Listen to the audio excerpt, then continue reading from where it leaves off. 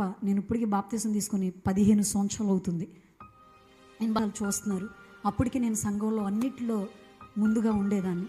ఈరోజు ఇలా మైకు పట్టుకొని ఈ స్థాయిలోకి నేను వెళ్ళడానికి మొదట కత్రాకులు ఎత్తేదాన్ని, గిన్నెలు దోమేవాళ్ళం. ఏమండి, అన్నీ కడిగేసి నైట్ ఇంటికి వెళ్ళేసరికి టైము దగ్గర 12 గంట అయితే అలా అంత భయంకరంగా ఉండేది మా పరిస్థితి.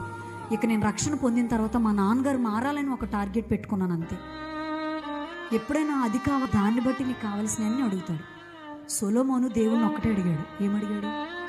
ఏమిచ్చాడు దేవుడు? అన్నీ ఇచ్చాడు. ఏది కావాలో సరిగ్గా అడగండి, అది ఆత్మ సంబంధమైందే ఉండాలి. ఆమేన్. ఆ టైంలో నా జీవితంలో అలా అడిగాము. మా నాన్నగారు మార్చి ప్రభు అని చెప్పి నేను చాలా ప్రార్థన చేస్తాను. మా చర్చిలో ఉపవాస మీటింగ్ జరుగుతుంది. ఒక పాస్టర్ తీసుకోండి, మిమ్మల్ని మీరు అప్పగించుకోండి, ప్రతిష్ఠించుకోండి అని చెప్పారు. ఆ టైంలో నేను దేవుడు నన్ను చాలా ప్రేరేపించారు. నన్ను ప్రేరేపించి నేను ఒక నిర్ణయం తీసుకున్నాను. ప్రభువా, మా నాన్న మారిపోతే చాలా నిజంగా ఖచ్చితంగా తీసుకున్నాను.